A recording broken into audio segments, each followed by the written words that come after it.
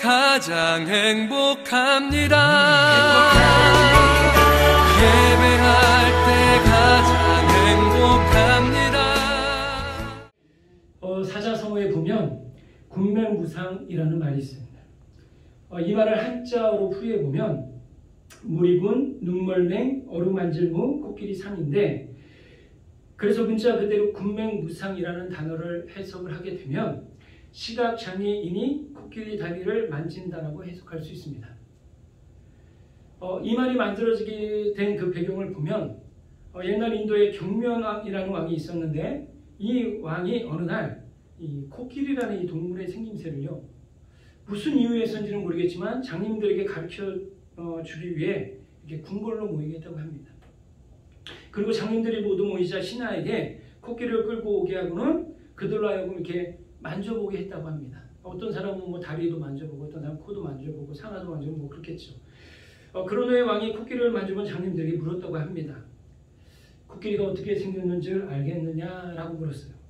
그러자 코끼리의 각각의 다른 부위들을 만진 장님들은 자신들이 만진 부위에 근거하여 코끼리의 생김새에 대해 말했다고 합니다.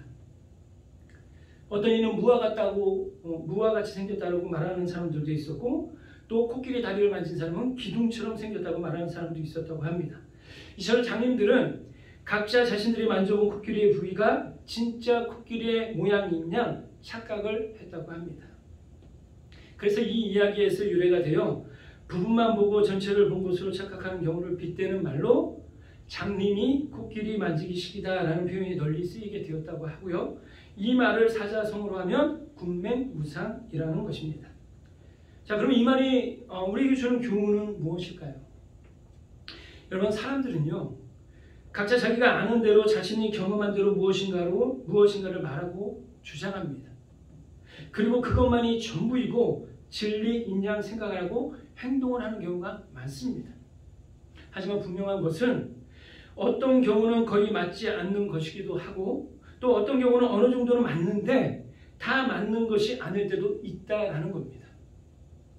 그렇기 때문에 우리가 숲을 볼 때 나무 한 그루 한 그루를 보는 것도 중요하지만 무엇보다도 숲 전체를 볼 줄 아는 시각이 있어야 한다는 거예요. 여러분, 우리가 성경을 볼 때도 마찬가지입니다.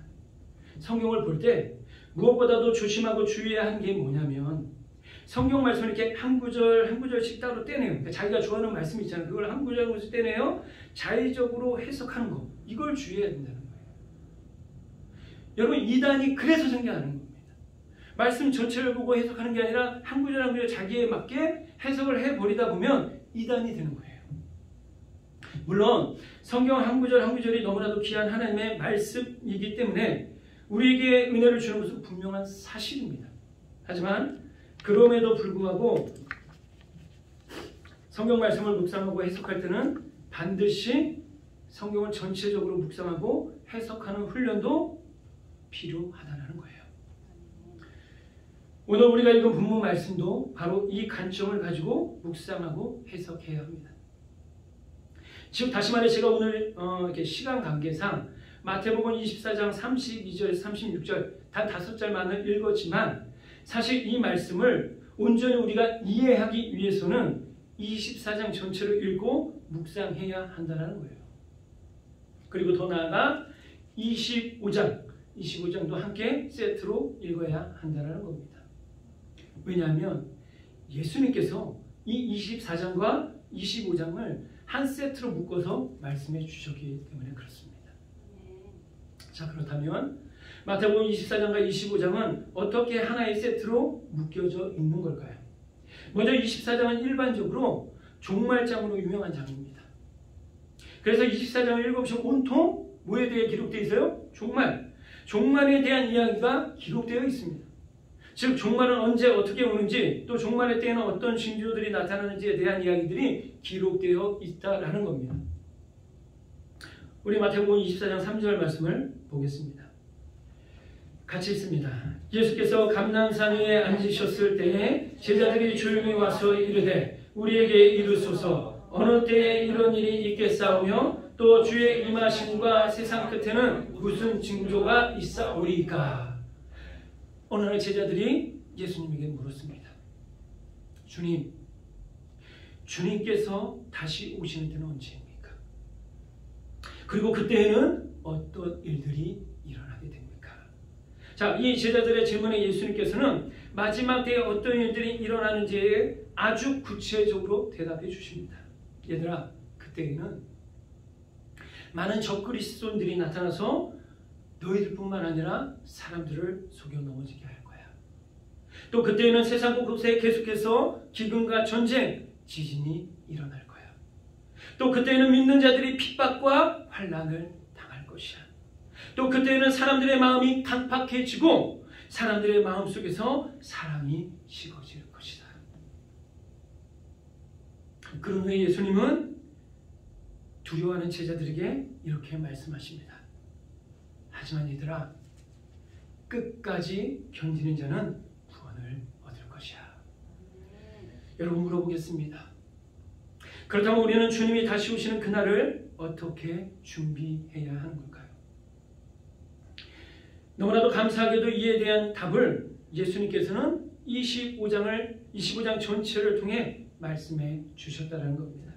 즉 마태복음 24장이 종말에 대한 문제 제기를 하고 있다면 25장은 종말의 때를 견뎌낼 수 있는 해결책, 즉 대안을 우리에게 말해주고 있다는 거예요. 그래서 24장과 25장은 반드시 함께 읽고 묵상해야 하는 겁니다. 그래야 성경이 말하는 마지막 때, 즉 종말에 대한 전체가 보이는 거예요. 그래서 저는 오늘 비록 짧은 시간이지만 오늘 본문을 중심으로 해서 반드시 주님이 다시 오실 것이지만 언제 오실지 모르기에 그때까지 우리는 어떠한 삶을 살아가야 하는가에 대해서 25장 말씀을 통해 나누어 보려고 합니다. 자, 첫 번째, 우리는 주님의 다시 오심을 기다리며 마지막 때를 어떻게 살아내야 하는 걸까요? 한번 따라해 주시겠습니까? 깨어있으라. 다시 한번 깨어있으라. 마태복음 25장 13절을 함께 읽겠습니다. 시작. 그런즉 깨어있으라. 너희는 그날과 그때를 알지 못하느니라. 아멘. 여기에서 우리가 주의해야 할 것은 깨어있으라라는 말의 의미를 그저 문자적인 의미로 해석해서는 안 된다는 거예요. 다시 말해 깨어있으라는 말의 의미를 그저 잠들지 말고 눈을 뜨고 지내라는 의미가 아니라 영적 게으름과 영적 나태함 속에서 잠들어 있다가 어느 날 갑자기 심판의 때, 즉 주님의 다시 오심을 맞지 않도록 주의하라는 거예요. 특별히 이 단어가 원어로 보면 현재 명령형으로 기록되었다는 사실에 우리는 주의를 기울일 필요가 있습니다. 왜냐하면 그 이유는 헬라어에서 현재 명령어는요, 단 한 번만을 의미하는 것이 아니라 어떤 일이 지속적으로 진행되어지고 있음을 의미하기 때문에 그렇습니다. 그러므로 깨어있으라라는 말의 의미는 계속해서 잠들어 있다가 주님이 재림하시는 그 직전에만 깨어있으면 된다는 의미가 아니라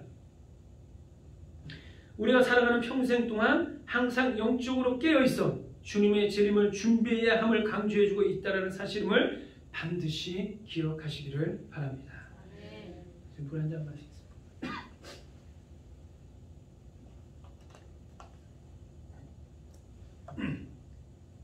자, 그렇다면 우리가 영적으로 항상 깨어 있어야 하는 이유가 무엇일까요? 첫째는 마귀의 유혹에 넘어지지 않기 위해서입니다. 베드로전서 5장 8절 말씀을 보면 근신하라 깨어라 너희 대적 마귀가 우는 사자같이 두루 다니며 삼킬 자를 찾나니. 여러분, 여기에서 근신하라는 이 말의 원어적 의미는요, 정신을 바짝 차리라는 의미입니다. 또한 그 뒤에 나오는 깨어라, 이 깨어라라는 단어의 원어적 의미는 잠들지 말고 깨어 있으라라는 의미입니다. 그래서 한마디로 영적으로 항상 깨어 있으라라는 거예요. 여러분, 왜 그래야만 합니까? 바로 우리의 대적 마귀가 우는 사자와 같이 삼킬 자를 찾아다니고 있기 때문에 그래요. 여러분, 마귀가 어떤 모습으로 삼킬 자를 찾아다닌다고요? 우는 사자. 우는 사자와 같이 찾아다닌다라는 겁니다.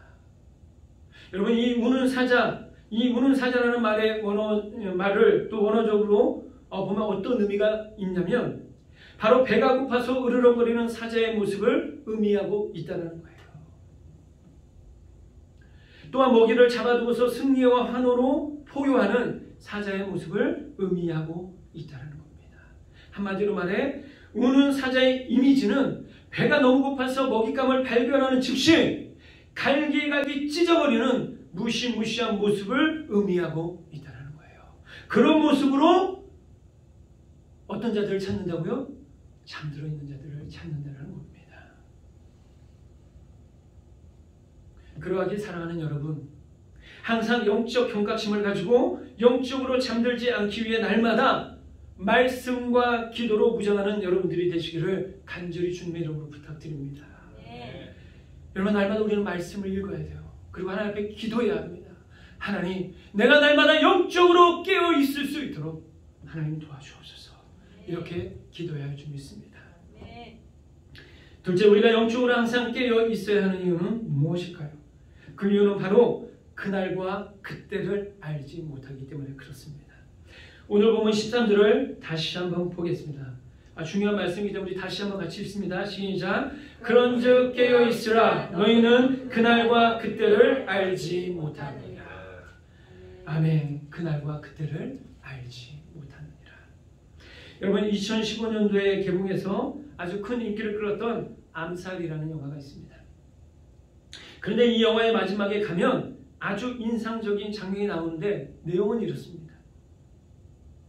이 영화에 영화배우 이정재 씨가 맡았던 염석진이라는 인물이 나오는데, 원래 그는 청년 시절부터 나라의 독립을 위해 목숨을 걸고 독립운동을 해왔던 사람이었습니다.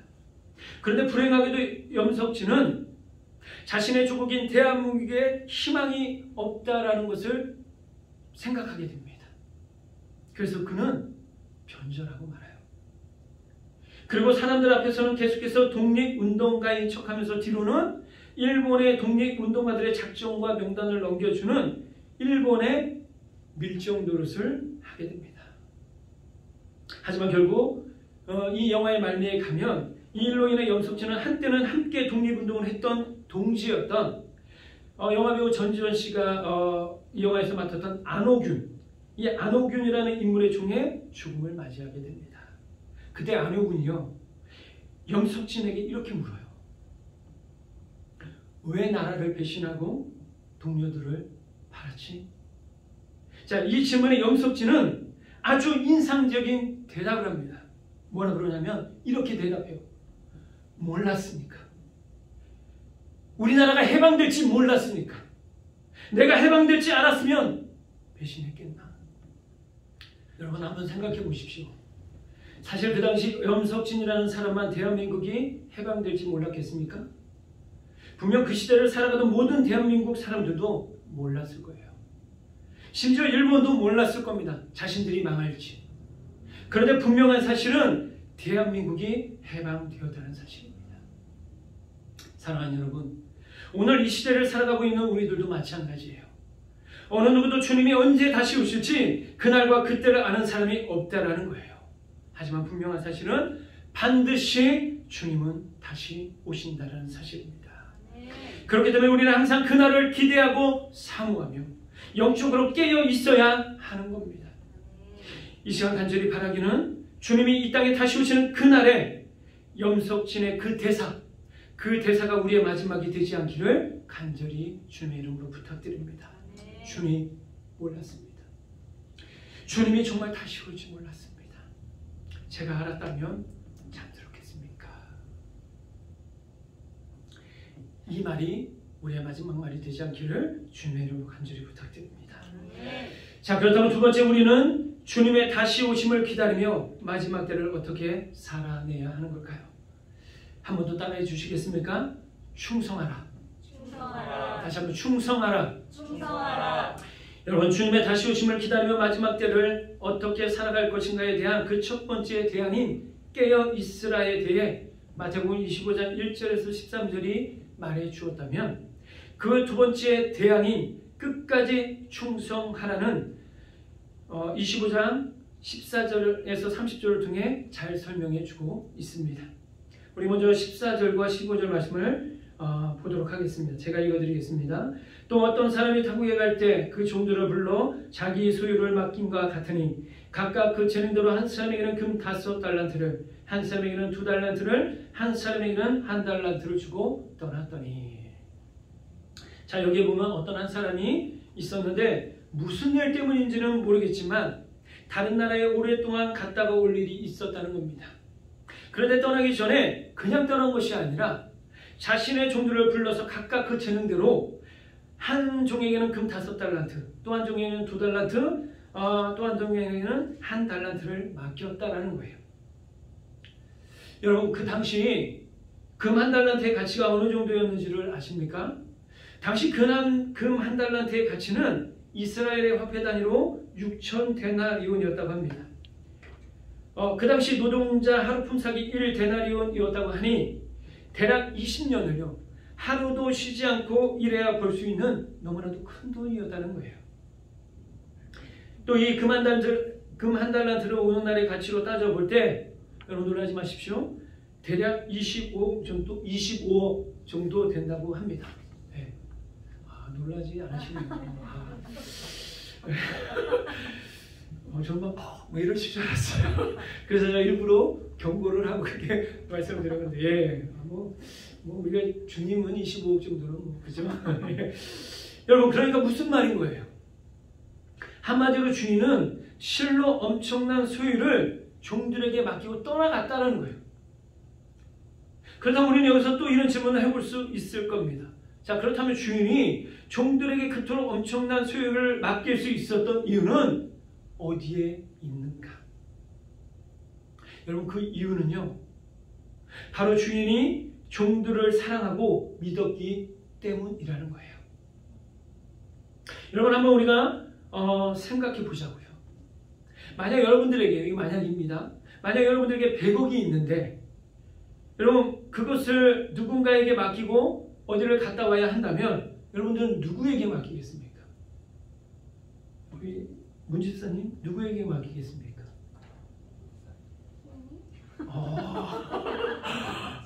우리 박경주 집사님이 잠깐 당황하시네요. 예. 저는 누구에게 맡길 거냐면 이 세상에서 가장 아름다운 우리 아내에게 맡길 겁니다. 예. 그럼 왜 그럴까요? 내 아내를 믿기 때문에, 그리고 내 아내를 사랑하기 때문에, 내 아내를 신뢰하기 때문에 그런 거 아니겠습니까? 그렇기 때문에 주인 또한 종들을 사랑하고 믿었기 때문에 그토록 엄청난 소유를 맡길 수가 있었다라는 거예요. 자, 그런데 여러분, 너무나도 흥미로운 것이 무엇인 줄 아십니까? 주인이 종들에게 그토록 엄청난 소유를 맡기면서요 그것을 가지고 장사를 하라는 말을 하지 않았다는 거예요. 그 어떤 말도 하지 않았다는 겁니다. 즉 다시 말해 주인이 종들에게 자신이 맡긴 돈을 가지고 자신이 없는 동안 무엇을 해서라도 꼭 2배, 3배의 이윤을 남겨놓으라고 명령하고 떠나지 않았다는 거예요.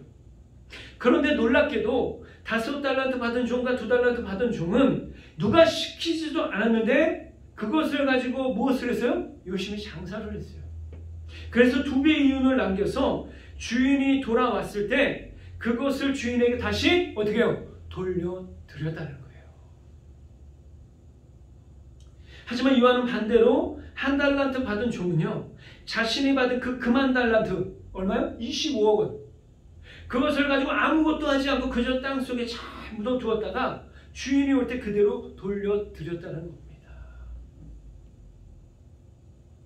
자, 그렇다면 또 물어보겠습니다.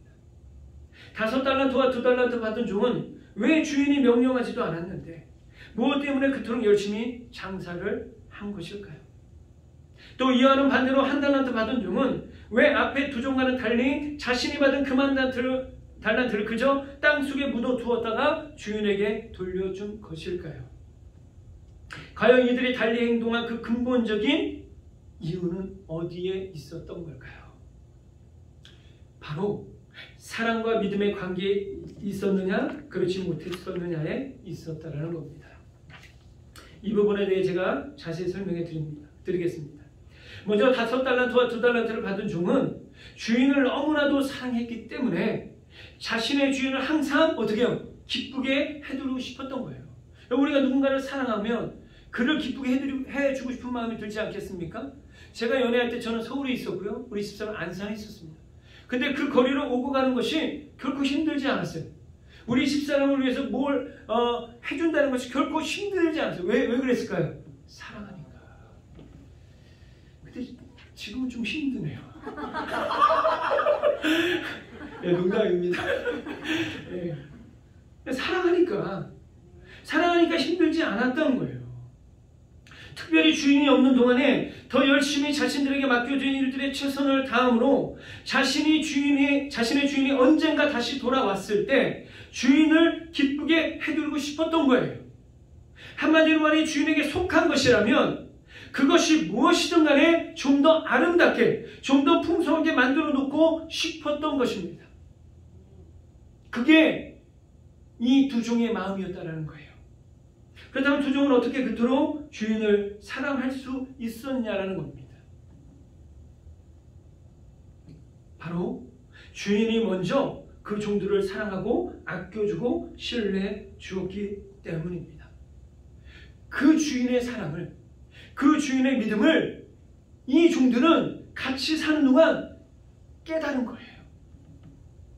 그렇기 때문에 종들은 주인에게 받은 그 사랑과 신뢰에 늘 보답하기 위해 주인을 위해 무엇을 하든지 최선을 다하려고 했던 겁니다. 한마디로 말해 주인과 두 종들은, 즉 5달란트와 2달란트 받은 주 종들은 사랑의 관계 안에서 서로를 믿고 신뢰할 수 있는 그런 관계였다는 겁니다. 하지만 이에 반해 1달란트 받은 종은 5달란트와 2달란트 받은 종과 똑같은 시간과 공간 안에서 같은 주인에게 똑같은 은혜와 사랑을 받았음에도 불구하고, 여러분 주인이 차별된 사랑을 주었겠습니까? 저는 그렇게 생각하지 않아요. 똑같은 사랑을 주었다라고 생각합니다. 똑같은 믿음을 주었다라고 생각합니다. 그럼에도 불구하고 안타깝게도 앞에 두 종들처럼 주인을 온전히 사랑하지 못하고 신뢰하지 못했다는 거예요. 그렇기 때문에 1달란트 받은 종은 앞에 두 종과는 달리 주인을 어떻게 했어요? 무서워했어요. 두려워했습니다. 주인이 사랑이 많은 분이 아니라 마음이 굳은 분이라고 생각을 했습니다. 그로 인해 자신의 주인과 사랑과 신뢰의 관계를 온전히 쌓지 못했다는 거예요. 우리는 이 사실을 1달란트 받은 종의 고백을 통해 아주 분명하게 알 수 있습니다. 24절 25절 말씀입니다. 1달란트 받았던 자는 와서 이르되 주인이여 당신은 굳은 사람이라 심지 않은 데서 거두고 해치지 않은 데서 모으는 줄을 내가 알았으므로 두려워하여 나가서 당신의 달란트를 땅에 감추어 두었었나이다. 보소서 당신의 것을 가지시었나이다. 사랑하는 여러분, 분명한 사실은 오늘 믿음의 삶을 살아간다고 하는 많은 사람들 중에도, 많은 그리스도인들 중에도 이 5달란트와 2달란트 받은 종처럼 우리의 주인 대신 주님과 진정한 사랑과 신뢰의 관계를 쌓으며 그 안에서 기쁨으로 신앙생활을 하고 있는 사람들이 있는 반면에, 그 반대로 1달란트 받은 종처럼 주님과 사랑과 신뢰의 관계를 쌓지 못하고 혹시나 죄를 지으면 벌을 받지는 않을까, 날마다 노심초사하며 기쁨이 없는, 날마다 두려워하는 신앙생활을 해나가는 사람도 있다는 겁니다. 여러분들은 어느 부류에 속해 있는 분들입니까? 여러분, 이러한 차이를 만드는 궁극적인 이유가 무엇이었을까요?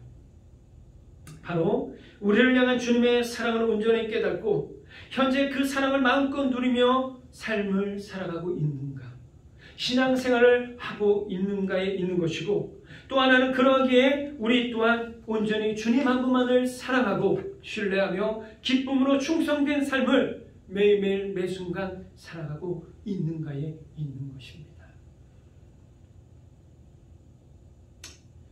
사랑하는 여러분, 만약 현재 신앙생활을 해나가고 있는 가운데 내 안에 오직 주로 인한 기쁨이 없다면, 그리고 언제부터인가 감사의 고백이 나오고 있지 않다면, 그리고 주님을 예배하는 것에 어떠한 기대감과 사모함이 없다면, 또 주님께서 맡겨주신 일을 기쁨으로 해나가고 있지 않다면, 그것은 바로 언제인지부터인지는 모르지만 주님께서 십자가의 그 놀라운 사랑으로 회복시켜 주신 하나님과의 사랑의 관계가 깨어져 있다는 위험 신호인 것입니다.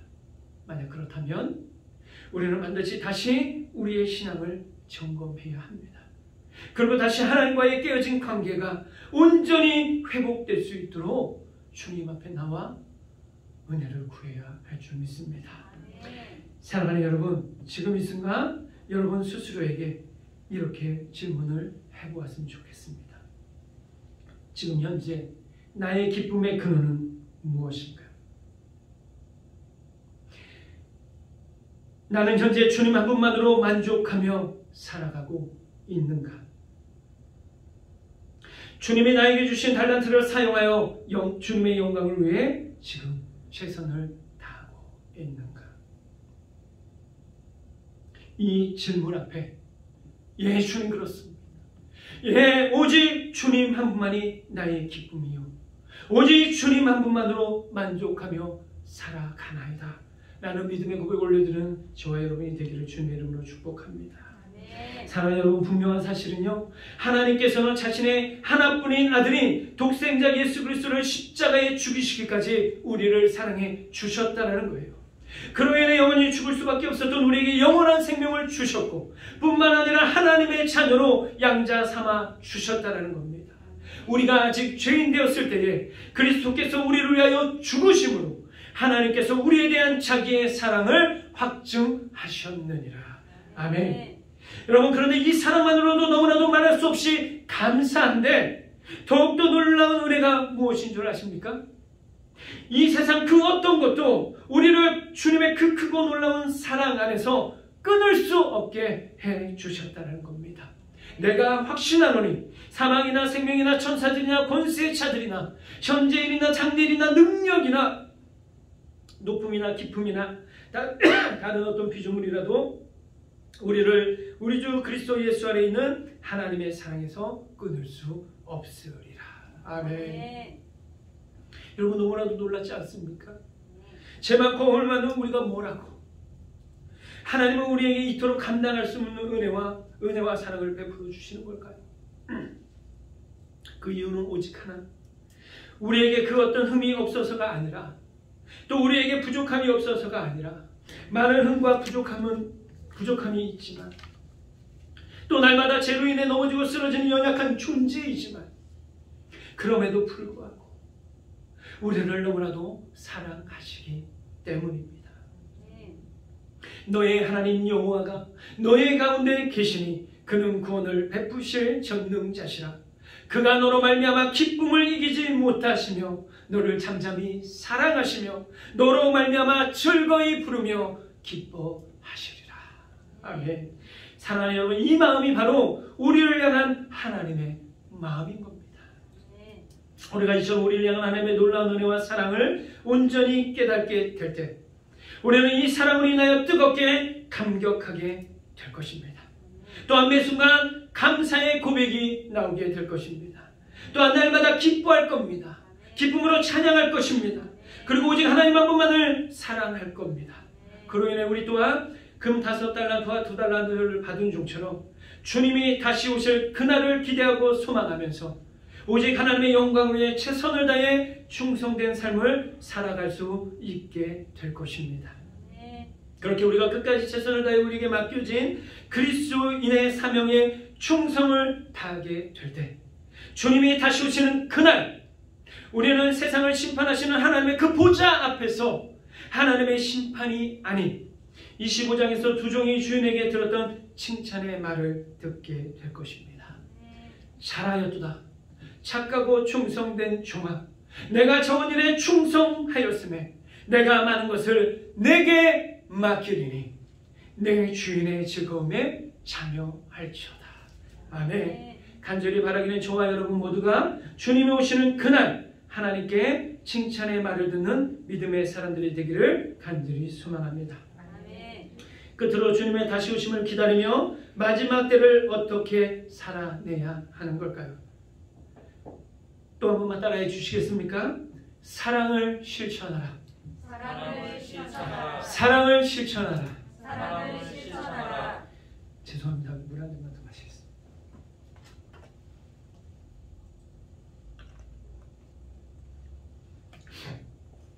사랑하는 여러분, 마태복음 25장 31절에서 32절을 보면 주님이 다시 이 땅에 오실 때 세상의 모든 민족을 모으시고요. 목자가 양과 염소를 구분하여 양은 오른편에 그리고 염소는 왼편에 두는 것처럼 모든 사람들을 모아서 오른편과 왼편에 구분하여 놓으신다라고 말씀하고 있습니다. 그런 후에 오른편에 있는 사람들을 향하여 의인이라고 부르고 그들을 축복하며 하나님의 나라를 상속해 주십니다. 반대로 왼편에 있는 자들을 향하여서는 저주를 받은 자들이라고 부르며 그들을 위해 준비된 영원한 불에 들어가라 말씀하십니다. 다시 말해 영원한 지옥에 들어가라 말씀하셨다는 겁니다. 자, 그렇다면 심판의 때에 하나님께서 사람들을 오른편과 왼편으로 나눈 그 기준은 무엇이었을까요? 다시 말해 사람들을 의인과 악인으로 나눈 그 기준은 무엇이었냐는 것입니다. 우리는 그의 답을 마태복음 25장 40절과 45절에서 아주 분명하게 찾을 수 있습니다. 먼저 우리 40절 말씀을 보겠습니다.